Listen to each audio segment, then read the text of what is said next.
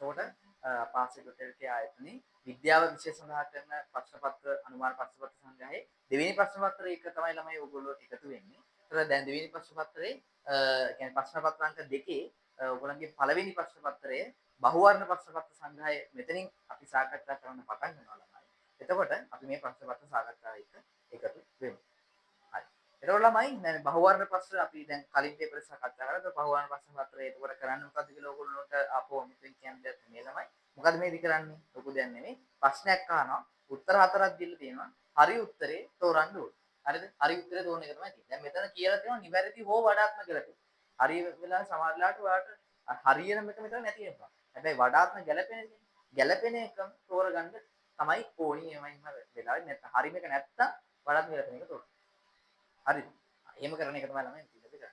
හරි. ඒක අපි බලමු ළමයි මේ ප්‍රශ්න වලට අපි උත්තර ගන්න කොහොමද? ඔයගොල්ලෝ කොහොමද තේරුම් සමහරව මතක් කරගන්නේ? සමහරවිට අපි දන්නවා කෙලින්ම උත්තර සමහරව පොඩ්ඩක් හිතලා උත්තර ගන්න ඕනේ කියලා මම කිව්වාගේ සමහර වෙලට අර නිකන් අපි පොඩ්ඩක් හිතුවත් උත්තර ගන්නවා සමහර වෙලාවට කෙලින්ම උත්තර ගන්න පුළුවන්. නිකන් සාමාන්‍ය දෙයක් උත්තර ගන්න පුළුවන් දේවල් තියෙනවා. හරි. බලමු ළමයි කොහොමද මේවට උත්තර.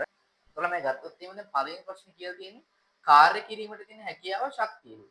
ශක්තිය මෙනීමේ අන්තර්ජාතික ඒකයේ සංකේතය. දැන් අපි දන්නවා එක එක මේ රාශි තියෙනවා ළමයි. බලය, වේගය, ප්‍රවේගය, විස්ථාපනය, හරිද? ත්වරණය, හරිද?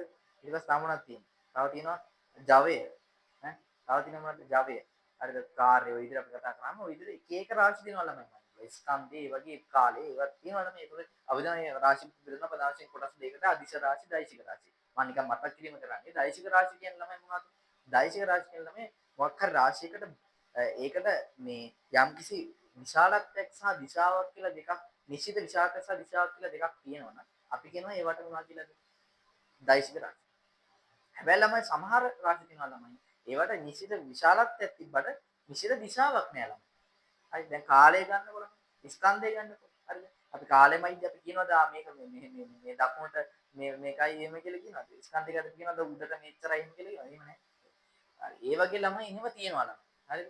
දෛශික රාශි සහ අදිශ රාශි කියලා ප්‍රකාශන කොටස් දෙකක්. හරිද?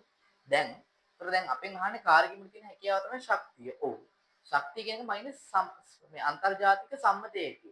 SI එකේ මොකක්ද කියලා තමයි අපෙන් අහන්නේ. හරිද? දැන් අපි ගත්තොත් මේ තියෙන උත්තරත් එක්ක ගත්තොත් එහෙනම් ශක්තිමයින ඒකේ මොකක්ද කියලා කියන්නේ කයි නිව්ටන් කියලා කියන්නේ මොනමයින ඒකද? වාදන ළමයි නිව්ටන් කියලා කියන්නේ මොකමයින ඒකේද?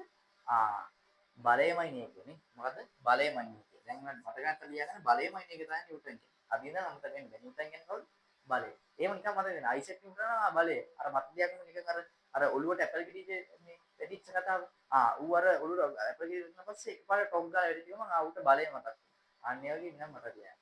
දැන් බලයමයින ඒක තමයි නිව්ටන්. ජූල් කියලා කියන්නේ මොකක්ද? ජූල් කියලා කියන්නේ ළමයි ශක්තිමයින එකේ තමයි. එහෙනම් උත්තරේ මොකක්ද? උත්තරේ දෙක තමයි අපි අනිත් ඒවා කියන්නේ. ඒ කියලා කියන්නේ ඇම්පියර්. මොකද? ඇම්පියර්. ඒ කියන්නේ ධාරාව නේ විදුලි ධාරාව. විදුලි ධාරාමයින් සම්බන්ධයේ තමයි ළමයි ඇම්පියර් කියන්නේ. ඇම්පියර් කියන්නේ. ඕකේ. කුඩා ප්‍රමාණයේ ධාරාමයින් වුණා මිලි ඇම්පියර් වගේ මේ ඒකේ තමයි අපි පාවිච්චි කරන්නේ. කුඩාම ප්‍රමාණය. කුඩාම පොඩි ඒවා තියෙනවා. වොට් කියලා කියනවා. වොට් කියලා කියන ළමයි අතන කිව්වොත් මෙන්න මේ කියන ඒකයකට සමාන ඒකයක් JS වෙන්නේ. ඒ කියන්නේ ළමයි මොකක්ද? ඒ කියන්නේ මොකක්ද? හරිද? ඒක කාලෙකදී කරලමන කාර්ය ප්‍රමාණය. අපි මේක කියනවා මොකද්ද? ජවය. නැත්නම් අපි කියනවා මොකද්ද? ශ්‍රමතාවය. මොකද කියන්නේ? ජවය කියලා කියන එක ශ්‍රමතාවය කියන එක. ඒක කාලයකදී කරන ලබන කාර්ය ප්‍රමාණය. කියන්නේ ජූල් උඩ ඒකමයි නේ තප්පර මේ කාලේ යට තප්පරයට ජූල් ඒකම තමයි ළමයි වොට් කියලා කියන්නේ. එහෙනම් ජවය ඒක කාලෙකදී කරන ලබන කාර්ය. ඒක කාර්ය කියන්නේ යම්කිසි කාලයකදී කරන ලබන කාර්ය කියන එක තමයි ජවය කියන්නේ. පටල ගන්න එපා. කාර්ය කරන්න පුළුවන් හැකියාව කරන්න පුළුවන් හැකියාවට තමයි ශක්තිය කියන්නේ. එක කාලයක කරන කාර්යය තමයි ජවය කියන්නේ. ශ්‍රමතාව. වොට්. ඒක තමයි වොට්. දැන් අපෙන් අහන්නේ කාලය මේ කාර්ය කිරීමට තියෙන හැකියාව ශක්තියනේ ශක්තිමයිනේ කියන්නේ. එහෙනම් ශක්තිමයිනේ ඒකේ මොකද්ද? මම කලින් කිව්වා ජූල්. ඒක කිලිම ගන්න පුළුවන් උත්තර ළමයි. උත්තරේ අංක 2. දැන් එන මත තියාගන්න ඕනේ මේ අමතක නම් මේ අදාළ ඒකක තියෙන මොනවම ඉන්නද කියලා. දෙවෙනි. අලංකර කටයුතු වලදී විවිධ හැඩති වර්ණ වීදුරු පදන් තුනට වර්ණ කරපු ජලයේ පුරවලා තියෙන්නේ ජලයේ සතු කුමන ලක්ෂණයන් නිසාද කියලා අපි අහනවා. දැන් ඔක එක ඔන්න ඔය අලංකරන ඔය මේ වැඩ තියෙනවා ළමයි. ඕවා කරද්දි ළමයි එක එක හැඩති වර්ණ බඳුන් තියෙනවා. හරිද? ඒ කියන්නේ වර්ණ වීදුරු බඳුන් තියෙනවා. ඒවට මෙහෙම වර්ණ කරපු ජලයේ පුරවලා තියෙනවා. එහෙම පුරවල තියෙන්නේ ඇත්තම ජලය සතු මොකක් හින්දාද? ආ හරිද? දැන් ඔන්නෝම තියෙනවා. ළඟ හරිදම හරිද? දැන් ඔන්න ආවරණ බඳ. හරිද? ඕම ඔන්නෝම තියෙනවා. හරිද? ඕම තියෙනවා කියනකොට ඒක ඇදවලට තුන තියෙනවා. දැන් මේ වගේ මේ විදිහට වතුර පුරවලා තියෙනවා නේ. හරිද? වාහන කරපු වතුර පුරවලා තියෙනවා. ඕම තියෙනවා. හරිද? ඕම තියෙනවා. වාහන කරපු වතුර වල පුරවලා තියෙන්නේ. හරිද? හරි අවන්න විදුරු බතුමට වර්ණ කරපු වතුර පුරවලා තියෙනවා. මේකේ එකපාරටක් හරි. ඊට පස්සේ මේකේ තව පාටක් හරි. මේකේ තව පාටක් හරි. මේකේ කොහොම කොහොම තියෙනවා. හරි. එතකොට ළමයි දැන් ඒ විදිහට අවන්න විදුරු බතුන් වලට එහෙම මේ වර්ණ කරපු, ඒ කියන්නේ පාට කරපු වතුර පුරවලා තියෙනවා. අපෙන් අහන්නේ වතුර සතු මොන ලක්ෂණයෙන් ඉඳද ඇත්තටම වෙලා තියෙන්නේ. ඉතින් ළමයි එහෙම මේ ඒ වතුරේ පාට ඇත්තනකුත් එම අපි දන්නවා වතුර කියන්නේ ජලය කියන්නේ අපි දන්නවා අවර්ණ ද්‍රාවකයක් නේ. අවර්ණනේ. ඒ කියන්නේ ඇත්තටම වතුරට ඇත්තටම පාටක් නෑ. අවර්ණයි. ඒ වගේම රසයකුත් නෑ, ගන්ධයකුත් නෑ කියලා අපි දන්නවා. වතුරේ ජලය කියවම ජලය කියන විශේෂ ලක්ෂණයක් අපි ඉගෙනගෙන තියෙනවා. ඒක අවර්ණ ද්‍රාවකයක්. ඒ වගේම අගන්ධයි කියන්නේ ගන්ධයක් නේ. වතුර කොහොමද වතුරට එක එක සුවඳ වල් ගඳවල් තියෙනවා. ඒව නෑ ළමයි. එහෙම නෑ. මොකක් රහක් තියෙනවා මේක අම්මා මේ පැණි රහක් මේ රහක් තියෙනවා. එහෙම නෑ. එහෙම විශේෂ රහක් කියලා එකක් එහෙම. හරිද? ළමයි මේ විදිහේ ද්‍රාවකයක. ඒකට ඒ විදිහට දැන් මොන හරි එහෙම දාලා පාට කරලා දිය කරනවා නම් ඒ කියන්නේ දියවීමේ හැකියාව වතුරට තියෙනවා කියන එක නේද තේරුම් නේද ළමයි? ළමයි වතුරට දියවීමේ හැකියාව තියෙනවා කියලා කියන්නේ වතුරේ තියෙන මොකක්ද කියන්නේ ලක්ෂණ? දිය වෙන හැකියාව කියන්නේ මොකක්ද? දිය වෙනවා. දිය වෙනවා කියලා කියන්නේ ද්‍රාවකයේ දිය කරන්න ගන්න එකනේ ළමයි ද්‍රාවකය කියන්නේ. දැන් ඔයගොල්ලෝ දන්නවා ළමයි ද්‍රාවණ කියලා જાතියක් දන්නවා. ද්‍රාවණය කියලා කියන්නේ මොකක්ද ළමයි? ද්‍රාවණය කියලා කියන්නේ ළමයි ද්‍රාව්‍ය ධන ද්‍රාවකය. ද්‍රාවකය කියන ළමයි මෙන්න මේකේ අදාළ ද්‍රාව්‍ය මොකක් හරි එක වේවා ඒක දිය කරන්න ගන්න දේ. ගන්න අදාළ මේ ජලීය කියන්නේ මේ ලික්විඩ් දේ. හරිද? ඒක තමයි ද්‍රාවකය කියන්නේ. හරිද? හරි ළමයි. එතකොට එහෙම එහෙනම් දිය කරන්න පුළුවන්. ඒතකොට ළමයි දිය කරන්න පුළුවන් කියලා කියන්නේ ළමයි වතුරට තියෙන මොන ගුණයද? දිය කිරීමේ හැකියාව තියෙන කියලා කියන්නේ මොකක්ද? එන්න දිය ගන්න ගන්නේ ද්‍රාවකයක් කියලා නේද? එහෙනම් ද්‍රාවකයක් නේද ළමයි? එහෙනම් ද්‍රාවකයක් ඉඳ නේද ළමයි අතරම වතුරට ඇතරම හැකියාව ලැබෙන්නේ. ද්‍රාවකයක් ඉඳ.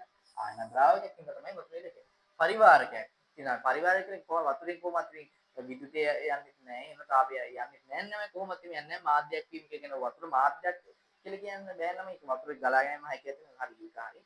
මේකට අදාළ දැන් මේකෙදි කියන්නේ එහෙම මේ වතුරට නිකන් සාමාන්‍ය වතුරට මොහරිය දිය කරලා දැම්මම පස්සේ ඒක වතුර පාට වෙලා තියෙනවා. ඒ වෙලා තියෙන වතුරට ඒ දේවල් දිය කරගන්න පුළුවන් නිසා ළමයි. ඒ වෙලා තියෙන ද්‍රාවකයෙන් සිසිලනකාරක නෑ ළමයි. සිසිලනකාරක කියන්නේ සිසිලනකාරක. ඉඳ නෙමෙයි මේ තියෙන එකේ හැටියට වතුරේ තියෙන මොන ගුණේ ඉඳ දෙන්නවා කියන්නේ.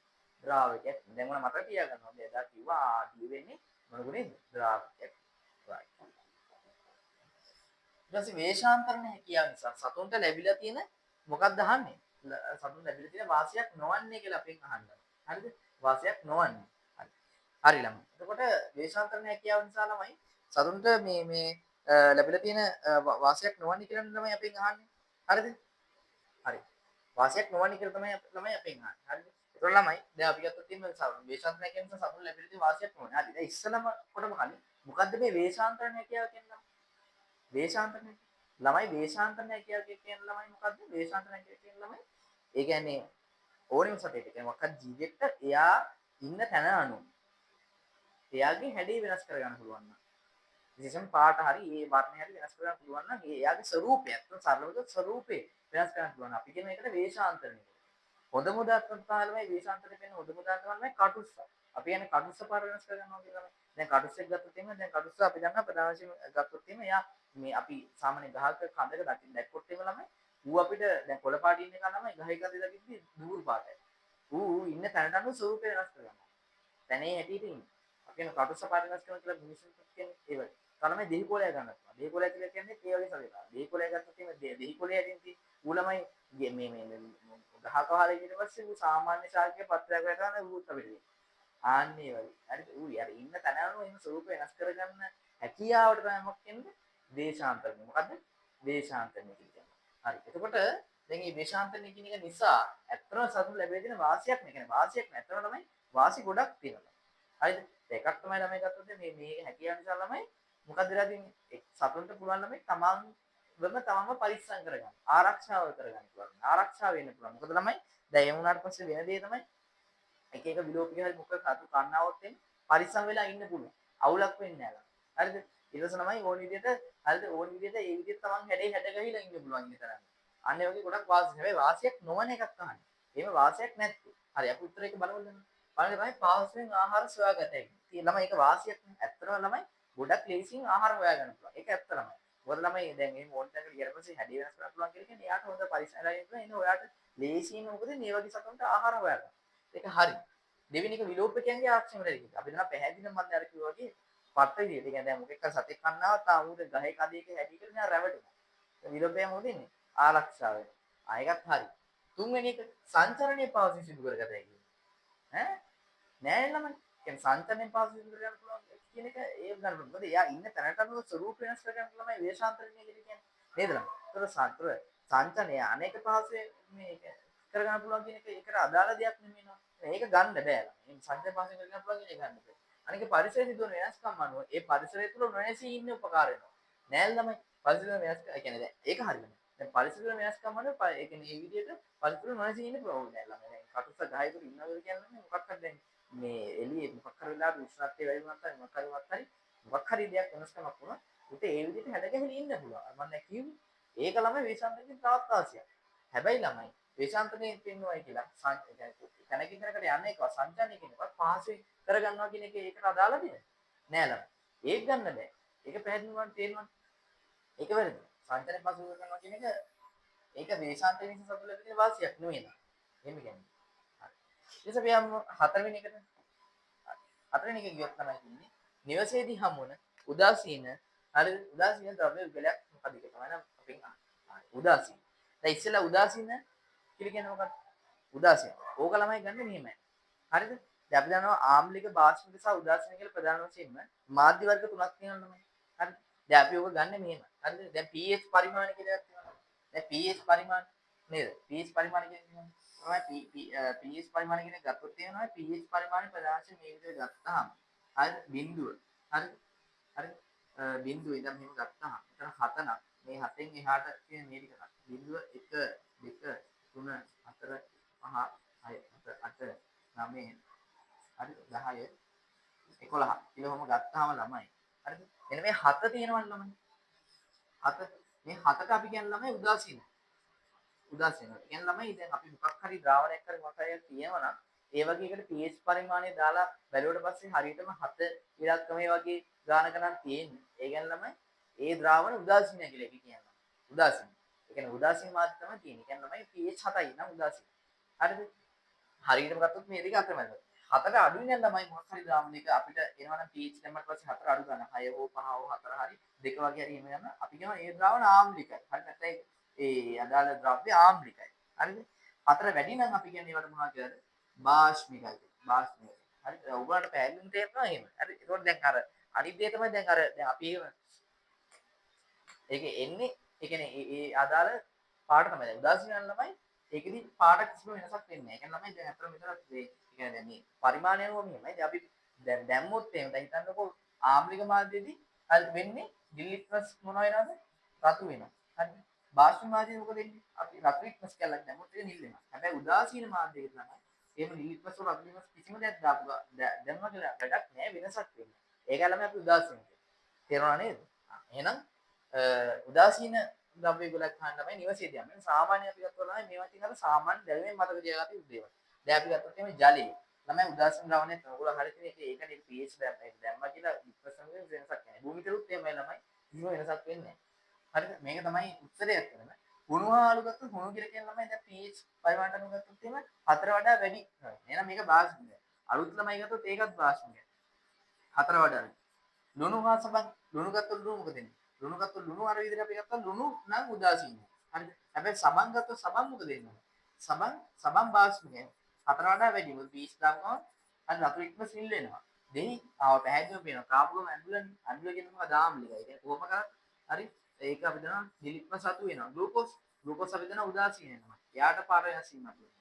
අපි අපෙන් අහන්නේ උදාසීන විතරක් ඉන්න ද්‍රව්‍ය වල මොකද කියලා. එයා උදාසීන විතරක් ඉන්නේ කවුද? ජලයයි භූමිතලයි. එහෙනම් දැන් ඔයගොල්ලෝ අදින මත යන්න දන්නේ නැත්නම් ජලය සහ භූමිතලය කියලා කියන්නේ ඒ වගේ ද්‍රව්‍ය මොනවද? උදාසීන. අනිත් ඒවා ආම්ලික බාස්පේ ඒ සාමාන්‍ය මත තියාගන්න තමයි ඒක අපිට ගොඩක් කරලා ළමයි pH වලින් ගන්නවා. හරි. pH වලින් ගන්නවා මතකද? හරිද? දැන් pH වල අර ආම්ලිකයෙන් ගන්න ළමයි. හරිද? එතකොට 4 වඩා අඩුයි. වාෂ්ප වෙන 4 වඩා වැඩි වෙනවා. මේ ගොඩක් කරලාට වෙන්නේ. අර රික්වස් වලින් පරීක්ෂා කරලා තමයි ගොඩක් කරලා බලන්නේ. ඊට පස්සේ අපි ගියාම පස්වෙනි එක යනවා. නුග ශාක වල අතු වලට ආධාරකයක් ලෙස ක්‍රියා කරන මුල මොකක්ද කියලා අහනවා. හරි නුග ශාක වල අතු වලට ආධාරක ලෙස ක්‍රියා කරන මුල මොකක්ද කියලා තමයි අපෙන් අහන්නේ. හරිද? හරි. නුග ශාක වලට නුග ශාක වල අතු වලට ආධාරක ලෙස ක්‍රියා කරන මුල් විශේෂයට කියන නම මොකක්ද කියලා තමයි අපෙන් අහන්නේ. හරිද? ඔව්. හරි. අපි ගත්තොත් එහෙම දැන් ඔය අපි දන්නවා නුග ගස් ගත්තොත් තමයි නුග ගස් වල ඔයගොල්ලෝ දැකලා තියෙනවා. ඒවැයි අතු ළමයි මෙන්න එහෙම නේද? හරි. ඔයගොල්ලෝ දැකලා තියෙනවා තමයි දැන් නුග ගහ මෙන්න එහෙම තියෙනවා නම් මෙහෙම තියෙනවා ළමයි. හරිද? ඔහොම තියෙනවා නම් මේ විදිහට අතු ඔහොම තියෙනවා ළමයි. ඕකේ මේ මේකත් එක්ක දැන් මේක පොළව නම් මේ ගත්තාම මෙන්න මේ විදිහට මේ නිකන් ඒවටත් එක්ක සම්බන්ධ පොඩි පොඩි මේ පොඩි මුල් జాතියක් බහැලා තියෙනවා මේ සමහර නුග ගස් වල විතරයි මේ දකින්න පුළුවන්. හරි. අපි මේවට කියන විශේෂ නමක් ළමයි. මොනවද අපි මේවට කියන්නේ? අපි මේවට කියන්නේ තමයි කරුමුල් කියලා. මොනවද කියන්නේ? කරුමුල්. මොනවද කියන්නේ? කරුමුල්. හරි. ඉතින් මේක තමයි අපි අනිත් දැන් වායව මුල් කියවලම වායව මුල් කියන්නේ එහෙමයි. මේ වායව කියලා කියනම අපි ගත්තාම දැන් අපි ගත්තොත් දැන් ගොඩක් වෙලා අපි දන්නවා දැන් මේ ඕකිඩ් වගේ ඔය බේදුරු වගේම අර ගස්වල හැදෙන තියෙනවා. ඒවා ළමයි ඔය අර එළියට තමයි මෙහෙම මුල් ඇදලා තියෙනවා මෙන්න. ඒවල තමයි ඔය වායව මුල් කියන්නේ. ඒ කියන්නේ වායව මුල් කියලා තමයි අර වාතයේ තියෙන ඔක්සිජන් ගන්න. එතන ඔක්සිජන් මදින්න වාතයේ තියෙන ඔක්සිජන් ගන්න මුල් එළියට ඇවිල්ලා තියෙනවා. ඒ හැදි කියලා තියෙන එක තමයි වායව මුල්. වායුදර මුල් කියලා කියන්නේ ඒව තමයි ළමයි. අපි ගත්තොත් එහෙම දැන් අර ගොඩක් ඔය ලුණු තියෙන මේ ලවණාධික පරිසර ගත්තොත් එහෙම අර මෙන්න මේ විදිහට ළමයි මෙන්න මෙහෙම උඩට ඇවිල්ලා තියෙන පොඩි පොඩි මුල් జాතියක්. නිරලා වගේ ඔය ඇවිල්ලා තියෙනවා. ඒ වෙලා තියෙන වාතයේ තියෙන ඒ කියන්නේ ඔක්සිජන් මේ ලුණු ගොඩක් වැඩි වෙනවා වාතයෙන් ඔක්සිජන් ගන්නවා. ඒ හින්දා එහෙම වෙලා. කයිරු මුල් කියන්නේ මේ අපි ගත්තොත් එහෙම දැන් වැටකෙයියා වගේ ශාකවලට වැටකෙයියා වගේ ශාකවල අපි ගත්තොත් එහෙම තියෙන මුල් జాති ඒවා තමයි අපි කයිරු මුල් කියලා කියන්නේ. දැන් නුග ගත්තොත් නුග මේ වගේ ගස්වල මේ අතු වලට මෙහෙම ආධාර කරලා මෙන්න මේව නිකන් අර නිකන් මේ වයර් වගේ එහෙම සෙට් වෙලා තියෙන මෙන්න මේ මුල් වලට තියෙන විශේෂ සම් මොකද්ද? අපි කියන්නේ කරු මුල්. මොනවද කියන්නේ? කරු මුල්. මොකද කියන්නේ අපි? කරු මුල්. මොකද කියන්නේ? කරු මුල්. හරි. නෝ ඒක උත්තර මොකද්ද? කරු මුල්.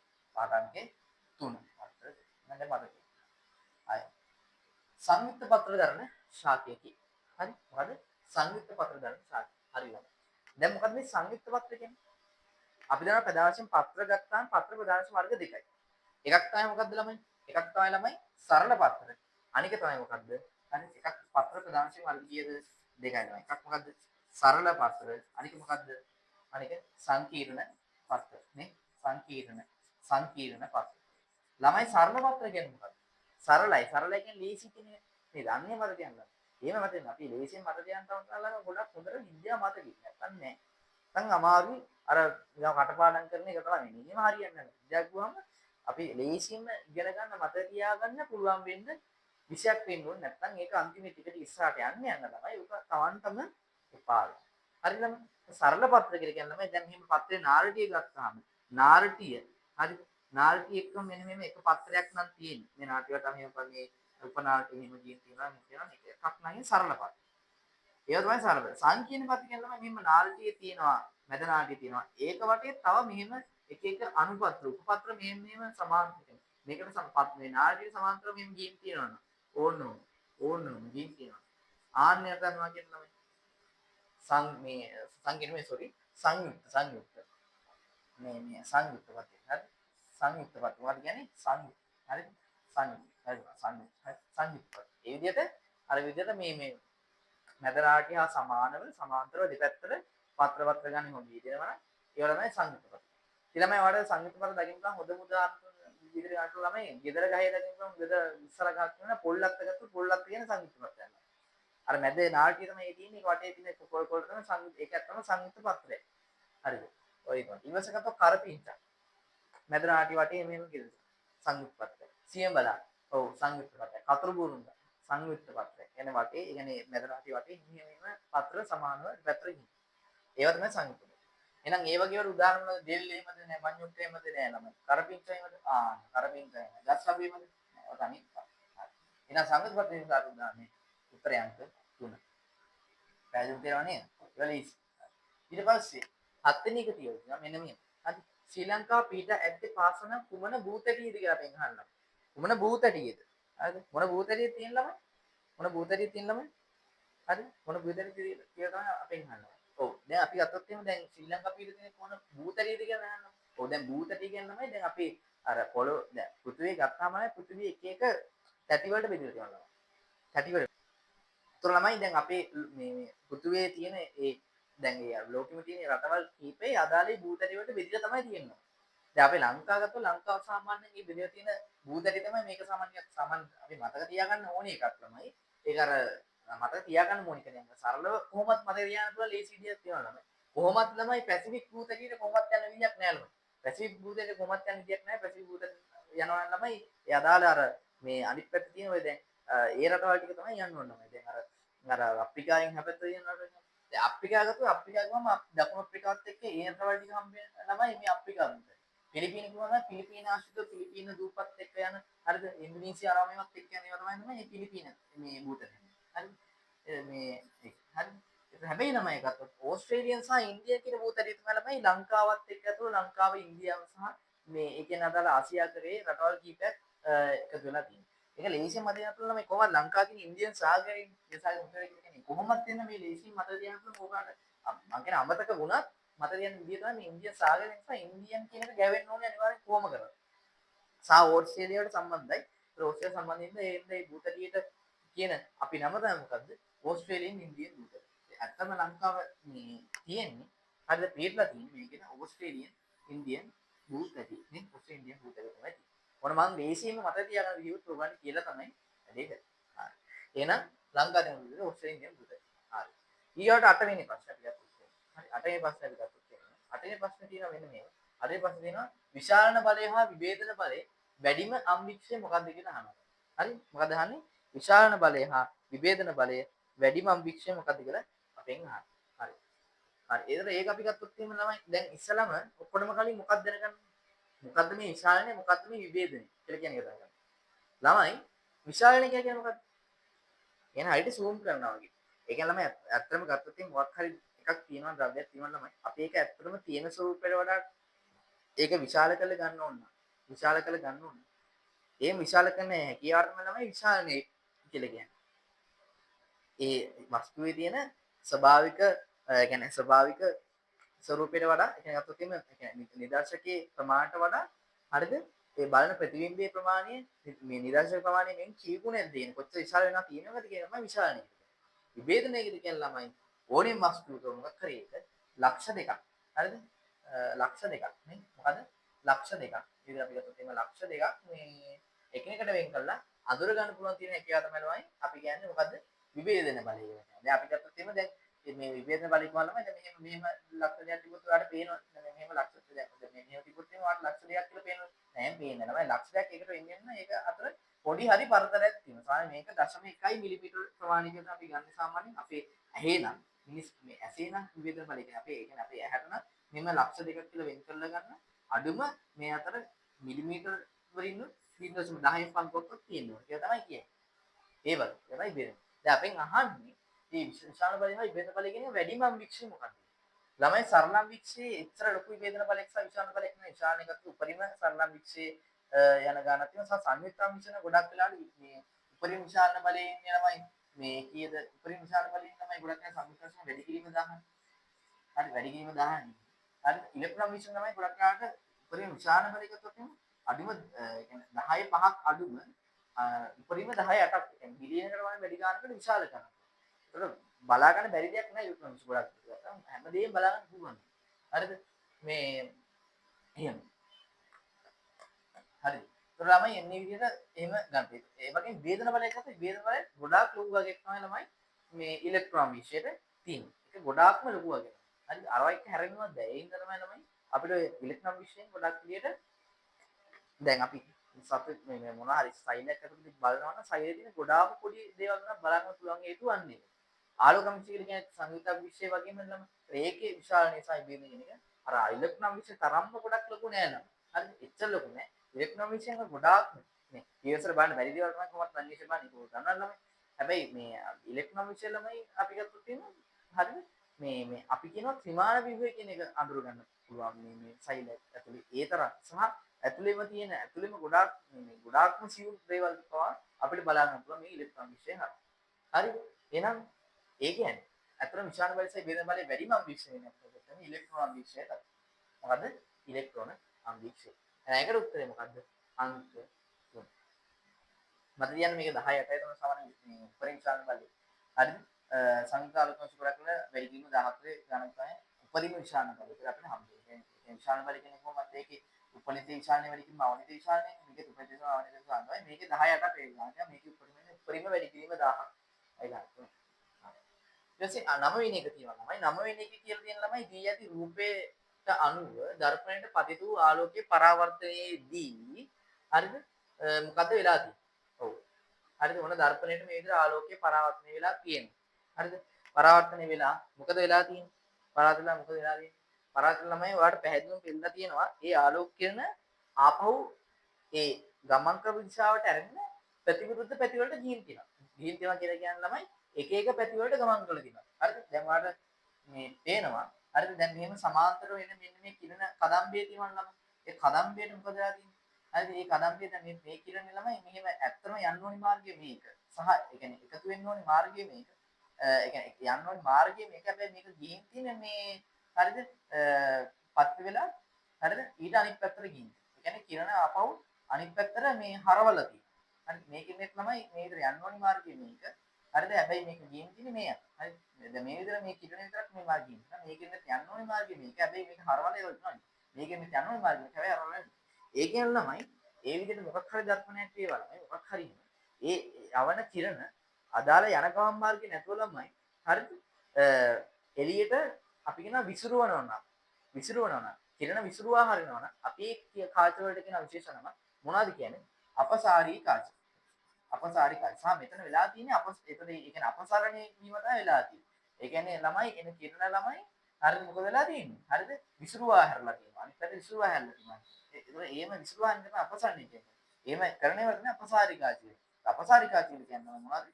සාමාන්‍ය නම් අවතල කාච. කියන්නේ අවතල කාච වලට තමයි කියන්නේ අවතල දර්පණ වලට කාච කියන අවතල දර්පණ තමයි ළමයි මේ විතර කිරණ ආවට පස්සේ ඒක අනිත් පැත්තට විසිරුවා හැරෙනවා. හරි. හැබැයි ළමයි උත්තර දර්පණ ළමයි එහෙම නැහැ. උත්තර දර්පණ ගත්තාම ඒ එන කිරණ ළමයි එක පැත්තකට මෙහෙම මේ හරිද මොකද වෙන්නේ?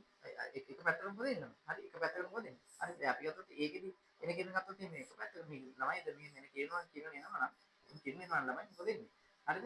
මෙහෙම ගත්තොත් මෙහෙම එක තැනකට එකතු කරනවා. ඒක අපි කියන එකට අපසාරී පාචක. මේ සෝරි අපසාරී නෙමෙයි අபிසාරී. අபிසාරී. ඒක තමයි එකතු කරනවා කියන්නේ අபிසාරී. අபிසරණය කරනවා. ඒක එකතු කරනවා කියන්නේ අபிසරණය කරනවා. හරි? එහෙනම් විසිරුවා හරිනවා අපි කියන්නේ මොකක්ද කියන්නේ? අපසරණය කරනවා. අபிසාරී කාච තමයි උදාහරණේ කවුද? උත්තල කාච. උත්තල කාච. සාමාන්‍ය තරදර්පණය ගත්තොත් ළමයි එන කිරණ මොකද වෙන්නේ? එන කිරණ ආපහු මොකද වෙන්නේ? එන කිරණ ආපහු සාමාන්‍යයෙන් එයා පරාවර්තනය කරලා යනවානේ. එහම අනිත් පැත්තට පරාවර්තනය කරලා යන එක තමයි ඒකෙදි වෙන්නේ නේද? හරි. එතකොට දැන් මේකේ තියෙන අනුව දර්පණයට අනුව මේ පතු ආලෝකේ පරාවර්තනය මොකද වෙලා තියෙන්නේ තමයි ඇත්තටම කිරණ විසිරුවා හැදලා තියෙනවා. ඒ කියන්නේ යන්න ඕන මාර්ගය මේක නෙමෙයි මේ මාර්ගයට යනවා. මෙහෙම යනවා. මෙහෙම යනවා කියන්නේ අපසරණික. එහෙනම් අපසරණික කියන්නේ විසිරුවා හදනවා කියන්නේ. හරිද? අපසාරික නේද? ඒ කියන්නේ ළමයි මොකද උත්තරේ දෙන්නේ? අපසාරීදී එහෙනම් අපසාරී විදිය කියන්නේ මොකක්ද ළමයි උත්තරේ අංක 2. මේ අපසාරී කියලා කියන්නේ එකට එකතු වෙනවා නම්. දැන් මෙහෙම එනවා නම් මෙහෙම එකතු වෙනවා නම් මෙහෙම එන අපසාරී. සමාන්තර නෙමෙයි තමයි. වර්තනය ලක්ෂණය වර්තනය කියන්නේ තමයි යන ගමන් මාර්ගයෙන් හැර හරිද? ඒක චුට්ටක් ඒ ගමන් මාර්ගයෙන් හැරෙනවා නම්. හරි හැරෙනවා නම්. හරි මේ මාධ්‍යකින් ඒ කියන්නේ වර්තනය කියන එක වෙන්න පුළුවන් ළමයි මාධ්‍යකින් කියන්නේ මාධ්‍යකින් තවත් මාධ්‍යයකට යද්දී ඒ ආලෝක කිරණයේ සිදුවන ඒ කියන්නේ නැවීම කියන එක තමයි වර්තනය කියන්නේ. හරිද? දැන් ඒක හිතනවා ළමයි දැන් වතුරේ ඉඳන් වීදුරු වලට ආලෝක කිරණයක් යනවා නම් ඒතර මාධ්‍ය දෙකක් ගන්න යන්නේ වතුර කියලා කියන්නේ එක මාධ්‍යයක් වීදුරු කියලා කියන්නේ තවත් මාධ්‍යයක්. ඒතර ළමයි යන්න ආලෝක කිරණේ නැමිලා යන්නේ. පොඩි ප්‍රමාණයක් නැමිලා යන්නේ. ඒක න හොඳට නැමෙන්නේ නැහැ. සාමාන්‍ය ප්‍රමාණයක් නැමිලා යන්නේ. ඒක තමයි වර්තනය. දැන් මේ සිද්ධියට කියන්නේ අපසාරය. හරි. කිරණ සමාන. ඊළඟට අපි 10 වෙනි ප්‍රශ්නේ ගත්තා. උරග වර්ගයට අයත් නොවන සත්‍යය අපෙන් අහනවා. උරග වර්ගයට අයත් නොවන කෙනා තමයි ළමයි අපෙන් අහන්නේ. උරග වර්ගයට අයත් නොවන කෙනා කවුද කියලා අපෙන් අහනවා. හරි. කවුද ළමයි උරග වර්ගයට අයත් නොවන කෙනා? ඔව්. අපි ගත්තොත් එහෙම උරග වර්ගයට ළමයි අයත් නොවන්නේ ගත්තොත් උරග වර්ගයට අයත් නොවන්නේ. ඒ කියන්නේ ළමයි කවුද? දැන් අපි ගත්තොත් එහෙම පොඩි වෙලා කියලා තියෙන සත්තු වංශ වලින් උරග යෝ කියලා කියන්නේ කවුද? උරග කියලා කියන්නේ ළමයි රෙප්ටීලියා. රෙප්ටියානේ. ස්කේස් ඇම්බියා රෙප්ටීලියා ආවේස් මෙමරි. හරිද? ඒතර ඇම්ෆිබියා කියන්නේ උභය ජීවි සමන් ගොඩබිම දෙකේම. උරග වර්ගික කියනවා රෙප්ටිලියන්. හරි එහෙම අයිති නැති අය. දැන් කිඹුලා කියලා කියන්නේ මොකක්ද? මොකක්ද දැන් තිබුණ කියලා කියන්නේ රෙප්ටීලියා. එයා කවුරු කියන්නේ? නේද? උරගී. අන්න මොකද අපි දන්නා උරගීන්ට විශේෂ දේවල් තියෙනවා. අර පොරොපොතු රහිත අපි ගත්තොත් එහෙම වියලි සමක් හරිද? ඒවනේ එහෙම තියෙනවා. හරි. දැන් අපි ගත්තොත් ණයත් එහෙම පොරොපොතු රහිත වියලි සමක්. උරගී. කටුසකතු කටුසක් තියෙන පොරොපොතු තියෙන හැබැයි වියලි සමක්. හරිද? කවච සහිත බිත්තර දානවා. ඒ වගේ උන්ටම විශේෂිත ලක්ෂණ ගන්නවා. ආන්නේ. හැබැයි නම් එහෙම නැති සත්ත්ව කාණ්ඩයක් තමයි සලමන්දරා කියන්නේ. සලමන්දරා කියන්නේ අපිට තමයි උභය ජීවි කාණ්ඩයක්. ඒ කියන්නේ ඇම්ෆිබියා. ඇම්ෆිබියා. ඒවල ඇම්ෆිබියා වල. හරිද? ඒගොල්ලන්ට ඔය ගාත්‍රා වලින් ඒවල ගාත්‍රා කියනවා. ඒ කියන්නේ ගාත්‍රා වලින් ඩෙස් වෙනවා. ඒක ළමයි අන්නේ විදිහට ඒ උරග කියන සත්ත්වංශය අයිති නැති අර උභය ජීවි කියන සත්ත්වය අයිති වෙන ඒ කාණ්ඩ තමයි සලමන්දරා කියන්නේ. දෙකයි සලමන්දර. එළම ඒකට උත්තර මොකක්ද සලමන්දර. මේක ලේසියෙන් උත්තර ගත්තා මේවා ගන්න කිඹුලා ණය කටුස්ස කිව්වම ඒගොල්ලෝ උරගියෝ නේද? උරගිය කිව්වම ළමයි ඒක හිමකට බඩ ගන්න පුළුවන්. ඒ වගේ විශේෂ ලක්ෂණ ටිකක් ඔයගොල්ලෝ දන්නවනේ. එහෙනම් ඒක තමයි ගන්න. එනිසා අපි ගත්තොත් 11 වෙනි ප්‍රශ්නය. භාවිතයේදී පරිසර දූෂණය අඩුවෙන්ම සිදුවන ශක්ති ප්‍රභව ඇතුළත් පිළිතුර තෝරන්න. හරිද? භාවිත කරද්දී මොකද්ද? පරිසර දූෂණය අඩුවෙන්. හරිද? දැන් සාමාන්‍ය මොනවා කරත් තමයි මොනවා පාවිච්චි කරත් සාමාන්‍ය පරිසර දූෂණ එකක් වෙනවද නැද්ද? වෙනවා. අද ළමයි ඒක අඩු කරගන්න ඕන. එහෙනම් අඩු කරගන්න පුළුවන් ශක්ති ප්‍රභව තියෙනවා ළමයි. මොනවද කියලා අපෙන් අහන්නේ. මොනවද ළමයි? අපි බලමු. මොනවද කියලා බලමු. හරිද? ඒව මොනවද කියලා තමයි අපෙන් අහන්නේ. හරිද? දැන් අපි ගත්තොත් එහෙම මේ පැහැදිලිවම තේරෙනවා. ওই නාස්තික ශක්තිය ගල් අඟුරු කියන එකට. දැන් නාස්තික ශක්තිය දැන් අපේ ලංකාවට වඩා කොහෙද තියෙන්නේ වැඩිපුර? ඔය රුසියාව නේද? අපි ගත්ත මැද පෙරදිග රටවල ඔය දැක්කේ නාස්තික ශක්තිය අර මේවා පාවිච්චි කරන්න ගියා. අපි දැක්ක අර මේ යුද්ධේනේ. යුද්ධය කරන්න ගියේ මොකද ඊශ්‍රායලයි කොහෙද මේ ඇමරිකාවේ අතර යුද්ධ ගෑන ගිහින් අන්තිමේදී නාස්තික ශක්තිය පාවිච්චි කරන එහෙම පාවිච්චි කරන සම්පූර්ණ ඉවරයි රටවලින් විනාශ කරනවා. නාස්තික ශක්තිය වල ළමයි නාස්තික ශක්තිය ඒ කියන්නේ පාවිච්චි කරන ළමයි නාස්තික බෝම්බ. ඒ පාවිච්චි කරලා පස්සේ ළමයි ඒවා මහා ලොකු හිතා ගන්න කරતા විශාලම ශක්තියක බලලා තියෙනවා ළමයි ඒක. ඒතර ළමයි ඒ වගේ දේක් පාවිච්චි කරන ළමයි ලොකු විනාශයක්. ඒ කියන්නේ ලොකු පරිසර හානියක් වෙන්න පුළුවන් මේ ඒවා පාවිච්චි කරලා. හරිද? පරිසර දූෂණ ගොඩාක් වැඩි වෙනවා ඒකට. ගල් අඟුරුත් ළමයි එහෙමයි. ගල් අඟුරුත් ළමයි සාමාන්‍යයෙන් ගොඩක් අර ඒ කියන්නේ ඒකෙන් අහිතකර අපි ගත්තොත් එහෙම ද්‍රව්‍ය නිදර්ශන කරන ළමයි ඒකෙනුත් අර විදිහට පරිසර දූෂණය ටිකක් වැඩිපුරම වෙන්න පුළුවන් ශක්තියක් තමයි ගල් අඟුරු කියලා කියනවා. ගල් අඟුරු දහනය වීමේදී ගොඩක් වැඩිපුරම කාබන් ඩයොක්සයිඩ් පරිසර නිදර්ශන නම් කාබන් නිදර්ශන වගේ කියන්නේ ළමයි කාබන් වැඩිමත් එක්ක ගෝලීය උෂ්ණත්වය වැඩි වීම වගේ දේවල් වෙලා හොඳ නැහැ. හරිද? භූතාපේ. භූතාපේ ගත්තොත් එහෙනම් භූතාපේ කියන එක තමයි එච්චර ලොකු ප්‍රශ්නයක් කියලා අවුලක් නැහැ. පුරෙන් ගන්න තාපේ කියන්නේ ජෛව ස්කන්ධ කියන ළමයි සාමාන්‍යයෙන් කියපු ජෛව ස්කන්ධ ඒ කියන්නේ අපි ගත්තොත් එහෙම දර ඒ වගේ අර මේ මේ දර වගේ දහනය කරන්න පුළුවන් ඒ වගේ ඒවන් ළමයි දර වගේ දහනය කරලා ගන්න පුළුවන් එහෙම ගන්න පුළුවන් ශක්තිය ඒ වගේ ජෛව ස්කන්ධ කියලා කියන්නේ ගොම ඒ වගේ ජෛව ස්කන්ධ කියන්නේ කොරළු ඒ වගේ ජෛව ස්කන්ධ කියන්නේ ඒවා හරි ඒ වගේ ලොකු ප්‍රශ්නයක් නෙවෙයි භූතාපේ කියන එක තමයි සාමාන්‍යයක් ඒ කියන්නේ ඒකෙදි උෂ්ණත්වය දැන් ඒක ඒ ශක්තියකට ටිකක් අර ඒකෙන් පස්සේ ටිකක් හානිය වැඩි වෙනවා ඒ උෂ්ණත්වය ගොඩාක් වැඩි වෙනවා හරිද හැබැයි අඩුවෙන් සින්න එක ඥාන දැන් සූර්ය ශක්තියකට සූර්ය ශක්තිය තමයි ළමයි අපේ ප්‍රධානම ශක්තිය වගේ.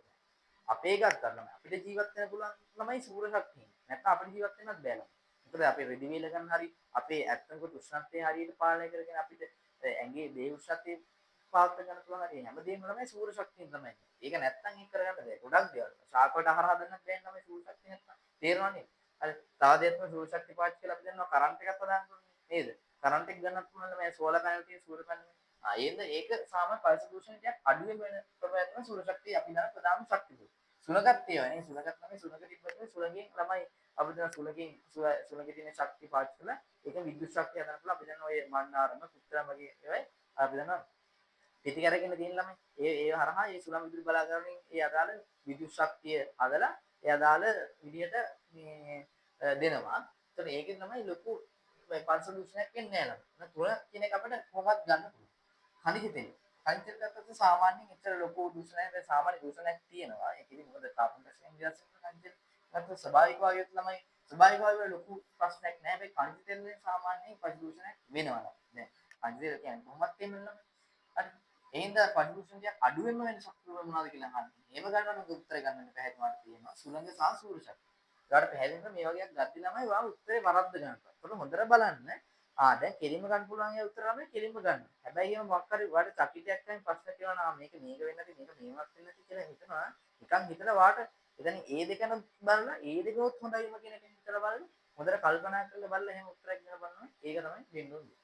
හරි MCQ වල කරන්න ඕනේ ඒ කියන්නේ නැත්තම් අර අපිට ගමන් නැතුව උත්තර ගන්නත් බෑ. එහෙම දෙයක් තියෙනවා. කනා ගහනවා කියන එක නෙමෙයි. කනා ගැහුවා කියලා මම ෂුවර් ගන්න බෑනේ උත්තරේ. දැන් අපි දන්නවත් මේක හරියට එහෙම අර මොකක් හරි දෙයක් අර ගෙස් කරලා අර මේක අනුමාන කරලා ගහනවනේ අනුමාන කරලා ගහනවනේ ඒකේ සාමාන්‍යයෙන් ඒකේ හරියන සම්භාවිතාව ගොඩක් වැඩි අරකට වඩා. ඒක මේ කියන්නේ. හරි. 12 වෙනි ප්‍රශ්නේ අපි ගත්තොත් 12 වෙනි ප්‍රශ්නේ තියෙනවා මෙන්න මේ. අපුෂ්ඨ වංශයෙන් පමණක් ඇතුළත් පිළිතුර මොකද කියලා අපෙන් අහනවා. අපුෂ්ඨ වංශයෙන් විතරයි එනවා. අපුෂ්ඨ වංශයෙන් විතරයි. හරි. හරි. අපි බලන්නේ නැහැ. මුහුදශ්‍රය අපුෂ්ඨ වංශී. මුහුදශ්‍රය ළමයි අපුෂ්ඨ වංශ නෙමෙයි. එයා පුෂ්ඨ වංශය. එයා පිස්කෙස් හරි. හරි.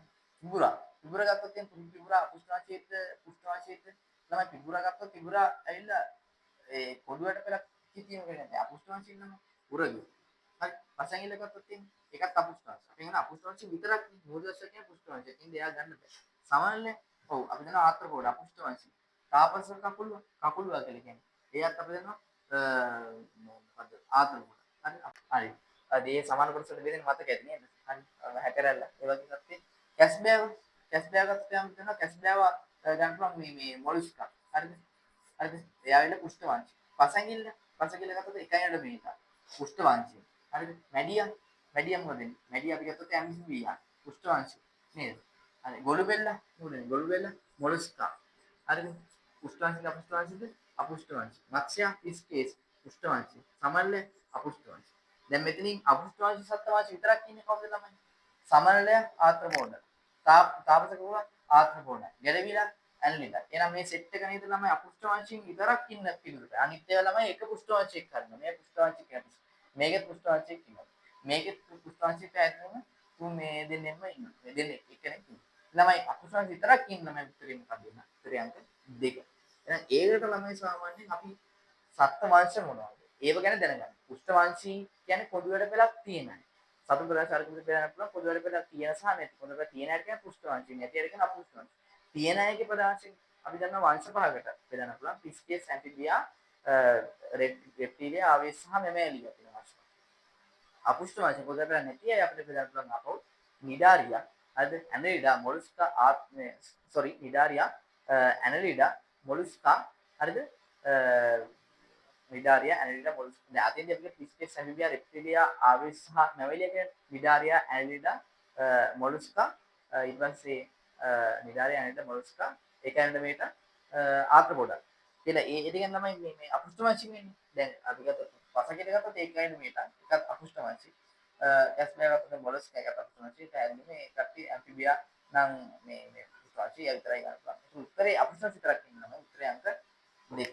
ඔයා දැනගන්න ඕනේ පුෂ්ඨ වංශික සත්ත්ව වංශ මොනවද අපුෂ්ඨ සත්ත්ව වංශ මොනවද කියලා ඒක තමයි අනිවාර්යෙන් මතකේ තියෙන්න ඕනේ දේවල්. මතක තියන්න ඕනේ දේවල්. එහෙම අර වංශ නැතත් තමයි සමහරවිට කියනවා අපුෂ්ඨ වංශය මේ ආත්‍රගෝඩා නේද? එහෙම මතක තියෙනවා. විශේෂ දැන් මොකක් හරි මේකට මේ වැඩේ කරා.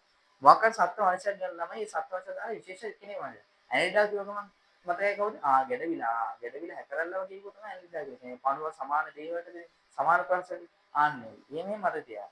පිස්කේස් තමයි මාළු සෙට් එක ඔක්කොම මාළු වර්ග ඔක්කොම තියෙන පිස්කේස් තමයි. නේද? එහෙම මතක තියාගන්න. ආන්නයගේ ලීසින් මතක තියාගන්න පුළුවන් විදියක් හදාගන්න. එතකොට ලීසින්ම ඔයාලට මතක තියාගන්න. ඒත් අමතක වුණත් අර වගේ ලීසිකමක් මතක තියාගත්තට පස්සේ ඔයාට ඒකමෙන් හරි ඔළුවට එනවා මොකද්ද මේ උත්තර. ඊට පස්සේ 13 වෙනි ප්‍රශ්නේ ගත්තා. 13 වෙනි ප්‍රශ්නේ. මෙන්න මෙහෙම. සරල ආහාර සහ ඔක්සිජන් කියන මේ දෙකේ එකතුවෙන් ශක්තිය කාබන් ඩයොක්සයිඩ් සහ ජල වාෂ්ප කියන මේ වෙලා ප්‍රතික්‍රියා වෙලා තියෙනවා. ඊටින් දැක්වෙන මිනිසෙක්ගේ ශ්වසන ක්‍රියාවලියයි ඒ සඳහා අවශ්‍ය ඔක්සිජන් සපයා දෙන ක්‍රියාවලිය මොකද්ද කියලා අපෙන් අහනවා. හරි.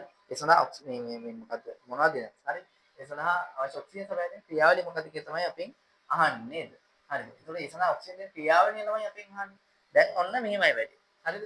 දැන් ළමයි අපි දන්නවා දැන් මේ මිනිසුන් ශ්වසන ක්‍රියාවලිය අපි ගන්න ආහාර සහ ඔක්සිජන් වලින් ප්‍රධාන වශයෙන් එතකොට අපි ඇඟේ ශක්තිය හැදෙනවා සහ හිතනවා පාසාලිස් කාබන් පිට වෙනවා සහ ජීවිතය ජරවස් පිට වෙනවා. මේක තමයි සාමාන්‍ය මිනිසෙකුගේ ශ්වසන ක්‍රියාවලියකදී වෙන වැඩි. නේද? ඒතකොට ළමයි දැන් ඒ සඳහා ඔක්සිජන් මේ ඔක්සිජන් ගන්න ක්‍රියාවලිය අපෙන් අහන්න. දැන් ප්‍රධාන වශයෙන් මිනිසාගේ ශ්වසන ක්‍රියාවලිය ගත්තොත් එහෙම ළමයි ප්‍රධාන වශයෙන් කොටස් දෙකයි. ඒ කියන්නේ ක්‍රියාවලිය දෙකකට වෙන්නේ. එකක් මොකද්ද? එකක් ආශ්වාසය. අනික මොකද්ද ළමයි? අනික ප්‍රාශ්වාසය. ප්‍රාශ්වාසය. මේ ආශ්වාසයෙන් ක්‍රියාවලිය තමයි අපි බාහිර වායුව වලින් ඔක්සිජන් ගන්න. නේ. කියලා ගද්දි බාහිර වායුව මොනවද ගන්නෙ? ඔක්සිජන්. කියලා ප්‍රාශ්වාස කරනකොට වෙන්නේ අපි අපේ ඇතුලේ තියෙන මේ කාබන් ඩයොක්සයිඩ් හරිද? ඒ කාබන් ඩයොක්සයිඩ් මෙහෙම මේ ශ්වසන මාර්ගය ඔස්සේ බාහිර වායුව වලින් මේ නිදහස් කරනවා. ඒ ක්‍රියාවට තමයි මොකද? ප්‍රාශ්වාස. ඒතර බාහිර වායුව වලින් ඔක්සිජන් ගන්න ක්‍රියාවට මොකද්ද කියන්නේ? ඔන්න දැන් මම මගේ අතින් නමවත් කියනවා මොකද්ද? ආශ්වාස. එහෙනම් උත්තරේ මොකද්ද? ආශ්වාස. දහනේවත් ප්‍රසනේවත් ප්‍රාශ්වාස මොකද්ද? උත්තරේ මොකද්ද? ආශ්වාස. හරි. එහෙනම් ඒවා මතක තියෙනවා තමයි. හරිද? ඒවා හරියම ලේසි එකක්. හරි. විද්‍යුත් පරිපත් වල යොදන උපාංග සම්මත සංකේත සුවින් ඉදිරිපත් කළ ඇත. පරිපතවල ඇතුළත් විදුලි බුබුලක් සහ යොදන සංකේතය මොකද්ද කියලා තමයි අපෙන් අහන්නේ. විදුලි බුබුලට ගන්න පුළුවන් සංකේතය මොකද්ද? ළමයි. විදුලි බුබුලට ගත්තොත් එහෙනම් විදුලි බුබුලට ගන්න සංකේතය මොකද්ද? ඕව මතක තියෙනවා ළමයි. මේ වගේම නිකන් හරි. මේවා ඇහැට උරුවට ළමයි මතක තියෙනවා. නැත්තම් විද්‍යාවේ පාඩම් කරන කියලා ඔකට තා පාඩම් කරන්නේ ගොඩාක් දේවල් තියෙදි මේ වගේ දේවල් පාඩම් ගන්න කිව්වොත් එහෙම ඔළුව කරගිලා. ඒක පුළුවන් දෙයක් නෙවෙයි. දැන් මේ වගේ කරන්න ඕන ළමයි මෙන්න මෙහෙමයි. ලේසි ක්‍රමයක් අපි ගත්තොත් එහෙම ළමයි. හරිද? දැන් මෙන්න මෙහෙම. මම මෙන්න මේකෙන් ගන්නම් කොළම. මෙන්න මෙහෙම මේ අග්‍ර දෙකක් නෙමෙයි පෙන්වලා තියෙන්නේ. ළමයි මේ අග්‍ර දෙක මෙන්න මේකට සමානව තියෙනවා නම් මේක තේරෙනවා මේ පෙන්වලා තියෙන ධාරිත්‍රකය කියන විද්‍යුත් උපකරණය. මොකද්ද ධාරිත්‍රකය? මේකේ කරන්න ළමයි ආරෝපණ ගබඩා කරලා තියාගන්න. මොකක් හරි එක ආරෝපණ ගබඩා කරලා තියාගන්න තමයි ධාරිත්‍රකය. මේ තියෙන ළමයි ධනාග්‍රයේ උසේ දිගේක මේ තියෙන විනාඩිය. එහෙම ධනාග්‍රය සහ විනාඩිය වෙන වෙනම එහෙම තියෙනවා කියන්නේ මේක අපි මේකෙන් පෙන්වන්න මොකද ළමයි?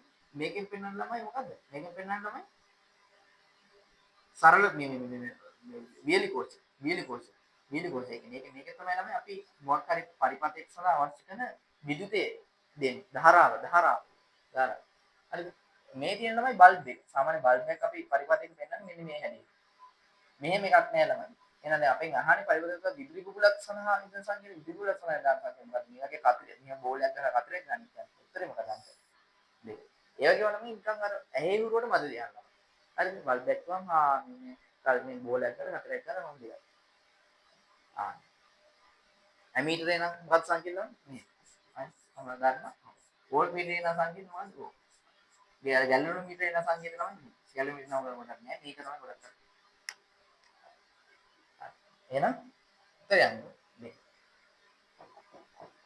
ඊට පස්සේ 15 වෙනි ප්‍රශ්නේ ලුණු ද්‍රාවණ සල්පයක් ඉම්පියනක් මත තබා රත් කළ විට දක්නට ලැබෙන නිරීක්ෂණය අපෙන් ආන බව හරි බලමු ඒතර ළමයි මේ මොකද වෙන්නේ ලුණු ද්‍රාවණ සල්පයක් ඉම්පියනක් මත තියලා රත් කරලා පස්සේ දක්නට ලැබෙන නිරීක්ෂණය තමයි පෙන්වන්නේ ඔව් ඔන්න ළමයි දැන් ඔන්න අපි ලුණු චුට්ටක් මේ කියන්නේ ලුණු චුට්ටක් කරන් වතුරක දිය කරලා පොඩ්ඩක් ලුණු ද්‍රාවණයක් හදා ගන්න හදලා ඒ ද්‍රාවණය හදාගෙන අපි චුට්ටක් මේ ටින් පියනක් මතින් තියනවා එහෙම තිබ්බට පස්සේ තමයි අපිට දකින්න පුළුවන් නිරීක්ෂණය තමයි ළමයි අපෙන් අහන්නේ ඒතර මොකද්ද ළමයි ටින් පියන මත තියලා මේ රත් කරාට පස්සේ මේක තියන මේ තියලා රත් කරාට පස්සේ ළමයි අපිට දකින්න පුළුවන් නිරීක්ෂණය මොකද්ද ඉතින් ළමයි මොකද වෙන්නේ දැන් ලුණු ද්‍රාවණය කිව්වා ළමයි ලුණු ද්‍රාවණය මොන ද්‍රාවණයද සමජාති ඒ කියන්නේ ළමයි හැමතැනම ඔව් සංයුතියත් සමානයි එහෙම වෙන් කළා දැන් මේක ලුණු මේක වතුර කියලා වෙන් කරලා පෙන්නන්නේ ඔක්කොම ලුණු තමයි හරිද හැබැයි ළමයි දැන් අපි ওই ලුණු ටිකක් අරගෙන ටින් පියනක් වල තියලා රත් කරාට පස්සේ වෙන්නේ ළමයි එතකොට දැන් ලුණු වල වතුරයි සහ ලුණු කියන දෙකම එකතු වෙන්නේ තියෙනවා ඒතර ලුණු ඒ වතුර ළමයි ඒ රත් කිරීම නිසා මොකද ටික මේ රත් වීම නිසා ටික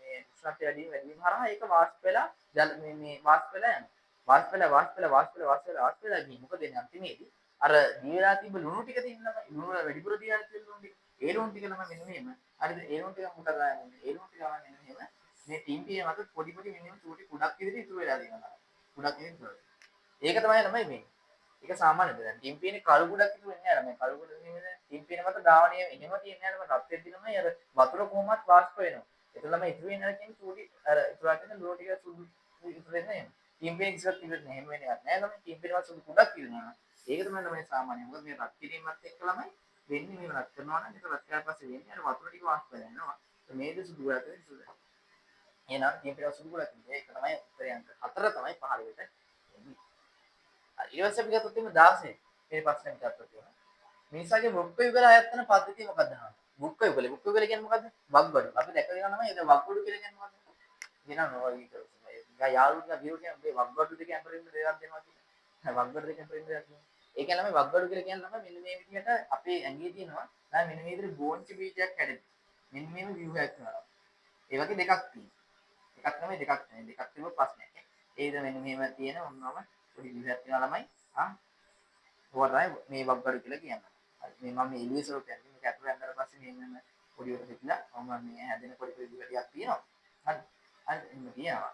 හරි. මේ එහෙම බෙදලා නැත්නම් මේවා තමයි මම උක්ක. නැත්නම් වග්ගු අඩු කියලා කියනවා සමහර. සරල භාෂාවෙන් වග්ගු අඩු කියලා.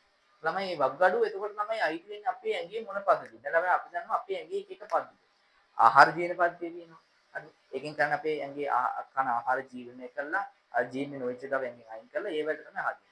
රුධිර සංසරණ පද්ධතිය තියෙනවා. ඒ කියන්නේ අපේ ඇඟේ පුරා රුධිරය පරිවහනය කරන සහ ඔක්සිජන් සහ කාබන් ඩයොක්සයිඩ් පරිවහනය කරන එක තමයි ඒකෙන් කරන්නේ. ශ්වසන පද්ධතිය තියෙනවා. ඒ කියන්නේ අර ශ්වසන ක්‍රියාවලිය. ඒ කියන්නේ වායු කුලය සහ වාතය මේ අපේ ශ්වසන පද්ධතිය අතර හරි මේ වාතය හුමාරු කරගෙන ඔක්සිජන් කාබන් ඩයොක්සයිඩ් හුමාරු කරගෙන තමයි ඒකෙන් කරන්නේ. දන්නවන්නේ ප්‍රජනන පද්ධතිය කියන. ඒ කියන්නේ තවත් පරම්පරාව භෝගය සහ ඒ අවශ්‍ය වෙන පද්ධතිය තමයි ඒක.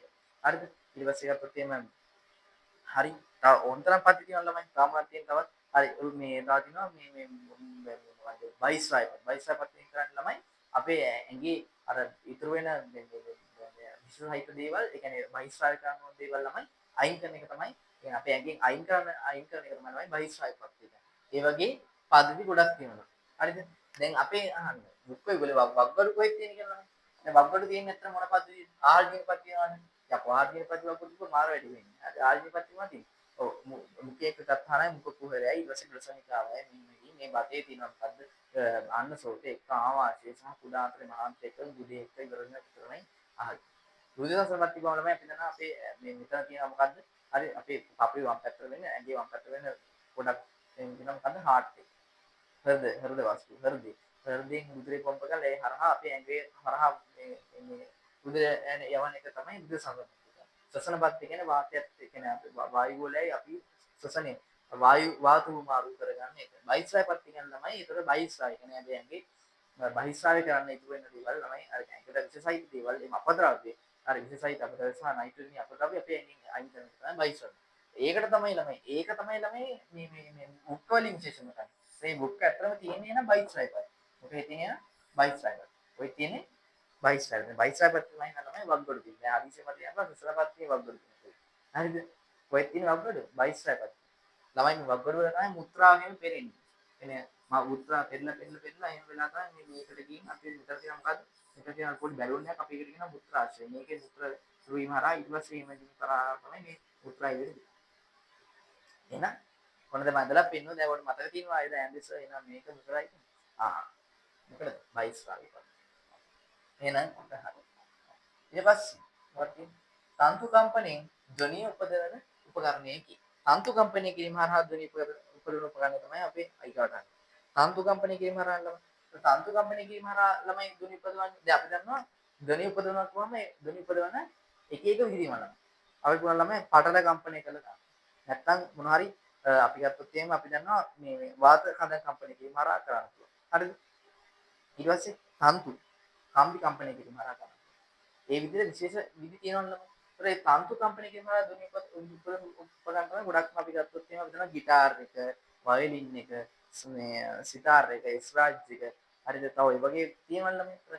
පටල කම්පණය කිරීම හරහා තමයි ඩ්‍රම් සෙට් එක, බෙරය, ඒ කියන්නේ ඒ වගේ දේවල් නේද? ගොඩක් වෙලාවට තන්තු කම්පණය කිරීම හරහා නේද ගහලා තන්තු කම්පණය හරහා තමයි වෙන්නේ. හරිද? සර්පිනාගත් අපි තමයි ඒකේ වාත කඳන් කම්පණය වීම හරහා තමයි ඒකෙදි එහෙම වෙන්නේ වාත මේ ගහලා ඊට පස්සේ ඒකෙන් එහෙම වීම හරහානේ වාත කඳන් වෙන්නේ. උඩක් කියනකොට සම්පට්ටේ එක්කත් වාත කඳන්. ඒතකොට තන්තු කම්පණය වීම හරහා ළමයි දුනි පදවන්නේ. මේකේ ප්‍රශ්නයට උත්තරය ගත්තොත් එහෙම වගේ මොකෙන්ද හදන්නේ? දීනාවෙන් තමයි තන්තු කම්පණය වීම හරහා දුනි පදවන්නේ. එහෙනම් ඒකේ උත්තරය මොකක්ද ළමයි? ඒකේ උත්තරය ළමයි මොකක්ද? අංක 3. ඊට පස්සේ අපි අපුත් තියෙනවා අපි දන්නවා තියෙනවා 18 වෙනි ප්‍රශ්නේ ඒකසලික ජීවීන් පමණක් ඇතුළත් වෙන පිළිතුර තෝරන්න කියලා. ඒකසලික ජීවීන් විතරක් ඇතුළත් වෙන පිළිතුර මොකක්ද කියලා කියනවා. ඒකසලික ජීවීන් විතරයි. හරි. දැන් ළමයි අපි දන්නවා ඒකසලික ජීවීන් කියලා කියනවා. ඒකසලික ජීවීන් කියන නමේම තේරුම තියෙනවා. දැන් අපි දන්නවා ප්‍රධාන සෛල විදිහට ගත්තොත් ඒකසලික ජීවීන් සහ බහුසලික කියලා ප්‍රදාශ ගොඩක් තියෙනවා. බහුසලිකය කියන්නේ තමයි ඒගොල්ලන්ගේ දේහයේ සෛල වර්ග ගොඩකින් හැදිලා තියෙනවා. ඒකසලික කියන්නේ ඒකම තමයි ඒගොල්ලන්ගේ දේහය හැදිලා තියෙන්නේ තනි සෛලයකින් විතරයි. ඒකයි අපි ඒගොල්ලන්ට ඒකසලික ජීවීන් ළමයි එහෙම ඒකසලික ජීවිත අපි විශේෂ නමක් කියනවා ප්‍රොටෝසෝවා කියලා. මොකක්ද කියන්නේ? ප්‍රොටෝසෝවා. හරි. ප්‍රොටෝසෝවා කියලා කියන්නේ ඒගොල්ලන් තමයි. හරිද? ඒකට දැන් අපි ගත්තොත් එහෙම දැන් මේ ඒකසලික ජීවීන් විතරක් අතුරුත් තියෙන්නේ. ළමයි අපි ගත්තොත් ඒකසලික ජීවීන් විතරක් අතුරුත් තියෙන මෙතනින් කවුද? ඇමීබා කියලා කියන්නේ ළමයි ඒකසලික ජීවීන්. ඔව්. යාර ඒකසලිකය තියෙන්නේ. යාට ඒ වැඩ කරනවා. මූඩ් මලක කියන්නේ ඒකසලික නෙවෙයි බහුසලික. මෙයා අපෘෂ්ඨවාසීයෙක්නේ අපි දන්නවා. නිදාරියා කියන්නේ. ඇමීබා කියන්නේ ඒක සයිඩ් අපි දන්නවා. පැරමීසින් කියන්නේ තමයි අර මතකද? අර සපත්තු වලින් නේ. ඔන්නම තියෙන සපත්තු වලින්. ඊට පස්සේ මොකද තියෙන්නේ සපත්තු වලින්? සපත්තු වලින් මතක තියෙන පැරමීසින්. එහෙනම් මෙයා ඒක සයිඩ් එකක් තමයි. එහෙනම් උත්තරේ නම් දෙක තමයි. ඉතින් බලන්න. පැරමීසින් කියලා කියන්නේ ඒක සයිඩ් එකක් වෝ. මුහුදු මල කියලා කියනවා අපි දන්නවා. එයාත් මොකද වෙන්නේ? එයාත් බහුසයිඩ් එකක්. අපි දන්නවා එයා ඇවිල්ලා නිදාරියා වාචනයිත් වෙන්නේ. එවුග්ලිනා කියලා කියන්නේ ඔව් ඒක සයිඩ් එකක් තමයි. හැබැයි තිලාපිය කියලා කියන්නේ තමයි බහුසයිඩ් එකක්. කියන්නේ යා ඉතින් කොඩුවට බලපුත් තියෙන ෆිස් කේස් සප්ත කන්ට්‍රේට් නෑ ඒක ගන්න බෑ. නම් උත්තරේ වෙන්නේ අත මොකක්ද? උත්තරේ වෙන්නේ අත දෙක. ඒක සැලකි විතරන්නේ ළමයි. ඒක විතරක් කියලා කියන්නේ ඇමීබා සහ පැරමීසියන් කියන උත්තරේ තමයි එන්නේ. උත්තරේ අංක දෙක. ඊට පස්සේ ධාරමයේ පස්සේ ගත්තා තලදරපණ වල භාවිත අවස්ථාවක් නොවේ.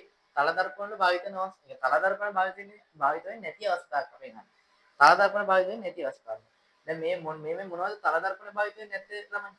හරිද? පරීක්ෂේ පරීක්ෂේ කියන්නේ අර දින ළමයි එක මේකක් උපකරණයක් තියෙන ළමයි පැත්තකින් මේ දර්පණයක් මේක තියලා අනිත් පැත්තෙන් බලද්දි එහෙම බලන එක තමයි පරීක්ෂේ කියන්නේ. මතකයි. බහුරූපේක්ෂ. මතකයි බහුරූපේක්ෂ කියලා කියන්නේ අපි දන්නවා අර මේ මොකද්ද? මේ අපි ගන්න අර මෙහෙම මේ දෙපැත්තට මෙහෙම කාච දෙකක් හදලා අර පිස්ම මේ දෙනටි වගේ අර පිස්මක් හැයිට හදලා අපි ගන්න මෙහෙම දුර තින මේ බලන්නේ ගන්න එක බහුරූපේ. සරලම් විශ්ය කියනකොට සරලම් විශ්ය කියන්නේ මොකක්ද අපි දන්නවා අපි පාවිච්චි කරන ඔය පොඩි කාදේ පොඩි ඇහැට පෙනෙන පොඩි දේවල් ලොක් කරලා බලන්න දැන් ඒක තමයි සරලම් විශ්ය කියන්නේ. හරි එතකොට මේකට ගන්නේ ළමයි දර්පණයක් නෙමෙයි දර්පණයක් නම් ළමයි මේ දර්පණය ළමයි කිරණ ගමන් කිරීම හරහා ඒක තියෙන නිසා ළමයි ප්‍රතිබිම්බ එතකොට මේ හරි ප්‍රතිබිම්බ මේක ළමයි කාචයක් මේක ගන්නේ උත්තර කාචයක් මොකද ගන්නේ උත්තර කාචයක් ගන්න හරි මුණ බලන්න ගන්නේ ළමයි ඉතින් කොහොමද තල දර්පණයක් තමයි එම තල දර්පණ ගන්න නැත්තේ නම් මොකද තමයි තල දර්පණ ගන්න නැත්තේ සරලම් විශ්ය සරලම් විශ්ය මේකෙදි කෙලින්ම ළමයි මේකෙදි අර ප්‍රතිබිම්බයක් හදනවා හැදෙන ප්‍රතිබිම්බේ අර සාමාන්‍ය වස්තු කාට වඩා ලොකු විශාල ප්‍රතිබිම්බයක් හැදෙනවා එන සරලම් විශ්ය කියලා කියන සාමාන්‍ය කාචය උත්තර කාචය ඒකෙදි ගන්න ළමයි මේ කාචයක් ගන්න දර්පණයක් නෙමෙයි හරිද එහෙනම් දර්පණයක් ගන්න යාර මේකෙන් ගන්න සමහර දර්පණයක තමයි වස්තු ප්‍රමාණයට වඩා ප්‍රතිබිම්බ ප්‍රමාණය විශාල වෙන්නේ නැහැ ළමයි එකම ගානේ තියෙන්නේ දැන් මේ අවස්ථ ප්‍රමාණය මෙච්චර නම් ඒක අලියෙක් වගේ ලොකු වෙන්නේ නැහැ මේකෙදි තමයි එහෙම ලොකු උත්තරයන් කොහොමද උත්තරයන් හරි 20 වෙනි ප්‍රශ්නේ අපේ අන්තිම ප්‍රශ්නේ තියෙනවා මෙන්න මෙහෙම හරි සංයුක්තාලෝකම් විශ්ය කොටසක් වන දල සියුම් මාරුවේ කාර්යභාරය මොකක්ද කියලා ළමයි සංයුක්තාලෝකම් විශ්ය මොනවද මම ඉස්සරහ මතක් කරනවා සංයුක්තාලෝකම් විශ්ය මම දන්නා ප්‍රදාශයෙන් ආලෝකම් විශ්ය ප්‍රදාන ප්ලස් එකක සරලම් විශ්යෙන් සංයුක්තාලෝකම් සංයුක්තාලෝකම් විශ්ය වල ගොඩක් අපි POS වල පේන්නේ නැති දේවල් අඳුර ගන්නේ ගොඩක් අය සුද්ධ ජීවීන් එහෙම බලන් විශ්ලේෂණය කරන ගන්නේ මේක තමයි. તો මේකෙන් ගත්තොත් තමයි මේක ප්‍රධාන වශයෙන්ම පාවිච්චි කරන කාච දෙකක් තියෙනවා උපනිත සහ අවනිත කියලා. උපනිත කියලා කියන්නේ මොකද්ද? අපි මෙහෙම ඇහැ තියලා බලන කාච. අවනිත කියලා කියන්නේ නිදර්ශකයේ ආලෝකයේ නිදර්ශක හරහා ආලෝකයේ ගමන් කරන කාචය තමයි අවනිත කියන්නේ. එහෙම ප්‍රධාන සක්‍රියාවක් තියෙනවා මැදි බල, අව බල සහ අදි බල. ප්‍රධාන තුනක් තියෙනවා. ඒ කියන්නේ ඒකේ තියෙන zoom කරන්න පුළුවන් ගාන. ඊට පස්සේ අපි දන්නවා තව ගත්තොත් අල්ලගෙන යන බාහුවක් වෙනවා යට පාදයේ තියෙනවා වේදිකාව තියෙනවා නිදර්ශකයේ තියෙන වේදිකාවේ සා මේ තල දර්පණයක් තියෙනවා තල දර්පණය හරහා තමයි එන ආලෝක කිරණ ඒ නිදර්ශකයේ ගමන් කිරීම හරහා අපේ ඇතුළට එන්නේ හරිද එහෙම ඊට පස්සේ අන්න එහෙම ඇවිල්ලා තමයි අපේ ඒ දස ප්‍රතිබිම්බය හැදෙන්නේ හරිද එතකොට දැන් අපෙන් අහන්නේ ඒ වගේම තව මේ ගත්තොත් එහෙම තව අපි දන්නවා ඒක සීරු මාරු කරන්න ඇඩ්ජස්ට් කරන්න අපි ඕනේ ඇඩ්ජස්ට් කරන්න ප්‍රධාන සීරු මාරු දෙකක් එකක් තමයි දල සීරු මාරුව අනික තමයි සියුම් සීරු මාරුව ළමයි දල සීරු මාරුවෙන් තමයි අපිට සාමාන්‍යයෙන් හිතන්නකෝ දැන් ආලෝකයේම මදි නම් ආලෝකය අපිට හදා ගන්න ඕන විදිහට ඔක උඩ පහළ කරන්නේ. දැන් මේක නම් ඒක මෙහෙම උඩ පහළ යන එක තමයි මේ දල සීරු මාරුව දැන් කැරුවට පස්සේ මේක උඩ යනවා ඒක පහළ වෙනවා. ඒක තමයි. සියුම් සීරු මාරුව කරුවට පස්සේ මේ එච්චර උඩ යන්නේ නැහැ. ඒක සාමාන්‍යයෙන් උඩ පහළ යන්නේ ඒක වෙනස් වෙන්නේ සාමාන්‍යයෙන් ඒක පිහිටීම වෙනස් වෙන්නේ ගොඩාක් පොඩි ප්‍රමාණයක. ඒ කියන්නේ ගොඩාක් කරුවට පස්සේ උන්නච්චක් විතරයි. ගොඩක් කරුවට පස්සේ උන්නච්චක් පහට. ඒ වගේ. දල සීරු මාරුව එහෙම නැහැ. අපිට ඕන විදිහට උඩට එහෙම පාට ගන්න එක ගොඩාක් ඉක්මනට ගොඩාක් ලොකු පාරසින් කර ගන්න පුළුවන්. හරිද? ඒකෝට දැන් සංවිතාලකෝෂ කොටසක් තමයි දල සීරු මාර්ග කාර්ය මොකද කියලා පෙන්නනවා. එමෙ දල සීරු මාර්ග කියලා කියන්නේ අර මම කිව්වා වගේ මෙහෙම ගොඩක් මේ ලොකුවට විශාල කර ගන්න පුළුවන් ඒක තමයි දල සීරු මාර්ග කියන්නේ මේක. සීරු මාර්ග කියලා කියන්නේ මේක. මේ දල සීරු මාර්ග කරන්න පුළුවන් කාර්ය මොකද කියලා අපි ගත්තොත් එහෙම ඒකේ කාර්ය තමයි ළමයි අපි ගත්තොත් මොකක්ද එකකින් කරන්නේ? හරිද? නිදර්ශකයේ නිරීක්ෂණයට දේහනාලේ සීරු මාර්ග කියන්නේ. ඔව්. ඔව්. දැන් අර මං කිව්වා කියලා මං කිව්වා ආලෝකයම හදාගෙන ආලෝකයේ හරියට ඒ කියන්නේ බලලා නිදර්ශකයේ පේනවද නැද්ද කියලා හරියට බලා ගන්න හරියට මැජස් කරගන්න කරන වැඩේම තමයි මේක කියන්නේ. ඔව් ඒතර මේ දේහ නලියන කියන්නේ අන්න ඒ කියන මේක. ඒ කියන්නේ දැන් මේව ගත්තොත් මේ උපනිත. එතකොට මෙහෙම ගත්තොත් මේක අරගෙන මෙන්න මෙහෙම අවනිත තියෙනවා. ඊට පස්සේ මෙහෙම තිබිලා ඔහොම ළමයි මේ වේදිකාව තියෙනවා. එහෙම තිබිලා ඔහොමනේ යන්නේ ළමයි. ඕන්න ඕක තමයි මොකද්ද? ඕක තමයි මොකද්ද? ආලෝකම් විශ්ය කියන්නේ. මෙන්න එතනින් බාහුව තියෙනවා. මෙන්න එතන තමයි දල සීරු මාරු. මෙතන තමයි සිවුම් සීරු මාරු. කොහොමනේ? එතන මේ දල සීරු මාරුව කරකීම හරහා මේක උඩ පහළ යනවා. ඒ උඩ පහළ යන එක මාරු කරනවා. උත්තරේ අංක 1 තමයි. හරිද? ප්‍රභවයකින් ලැබෙන ආලෝකයේ ප්‍රාචීර්ය දෙමු නෑ ළමයි. ලැබෙන ආලෝකයෙන් මෙහෙම ප්‍රාචීර්ය දෙමු කරන්නේ මෙන්න මේකෙන් මෙතන තියෙනවා මොකද්ද? මෙතන තියෙනවා මොකද්ද ළමයි? මෙතන තියෙනවා කණ්ණාඩිය තියෙනවා. මේ කණ්ණාඩියෙන් තමයි ළමයි මේ එන ආලෝකය මේ හරහා එන ආලෝකය මේ කරා මේ යන්නේ. හරිද? ඒ ආලෝකේ ප්‍රාචීර්ය දෙමු කරන්නේ ඒ දර්පණය. නිදර්ශනයට ලැබෙන ආලෝක ප්‍රමාණය පාලනය කරනවා. නිදර්ශනයට ලැබෙන ආලෝක ප්‍රමාණය පාලනය කරලා ළමයි ගත්තොත් එimhe හරිද? මේ ආලෝක ප්‍රමාණය පාලනය කිරීම ගත්තොත් නිදර්ශන ආලෝක ප්‍රමාණය පාලනය කිරීම ගත්තොත් ඒකත් අපිට දර්පණීය හිමී කිරීම හරහා තමයි ටික කරන්න පුළුවන්. ඒක ඒ දර්ශනීයව කියන නෙමෙයිනේ. විදර්ශකයේ පැහැදිලිව දැක්වීමට දේහනලේ වඩා සියුම්ම සියුම් මාරු කරනවා කියලා කියන්නේ තමයි මේ දැන් දේහනලේ මෙන්න එහෙම දැන් අපි කිව්වා අර මේක ඇඩ්ජස්ට් කරද්දි මේක උඩ පහළ කරන එක ගොඩාක් හිමීට කරගන්නම් පාවිච්චි කරන මේ සියුම් එක. ගොඩාක් ඉක්මනට කරගන්න ඕන උඩ පහළ යන්නේ දලයක. සියුම්ම නම් එන සියුම් මාරු. වචනෙම තියෙනවා තේරෙන්නේ? සියුම්. එයා තමයි මේ විදර්ශකයන් කියන දේහනලේ සියුම් මාරු කරන වැඩේ තමයි දල සියුම් මාරුවෙන් කරන්නේ. දැන් මම ඔයාලට සංයුක්තාලෝකම් විශ්ි කොටස් එක්ක ඕන දැන් ආයි පාරක් මතක් පුනරීක්ෂණයක් කරා කොහොමද ඇත්තටම ඒක වෙන්නේ කියලා. මම උත්තර වෙන්නේ උත්තරයන්ට. හරි. ළමයි අපි මේ දැන් කතා කරේ ඔයගොල්ලන්ගේ 7 ශ්‍රේණිය දෙවෙනි වාර පරීක්ෂණේ ප්‍රශ්න පත්‍රාංක දෙකට අදාළ වෙන පළවෙනි බහුවර්ණ ප්‍රශ්න පත්‍රය මේ කතා කරේ. ඒතකොට මේකෙන් ගොඩක් පරාසයක් වුණාට කවර්ණ සමහර ඒවා අමතක මතක් වුණා මතක් කරගන්න ඒවා හම්බුණා. ඉතින් මම හිතනවා මේක ඔයගොල්ලන්ට හොඳට තේරුණා කියලා. ඒගොල්ලෝ මේ පස්සපත් සංග්‍රහයට සම්බන්ධ වුණාට ඔයගොල්ලෝ හැමෝටම ස්තුතියි.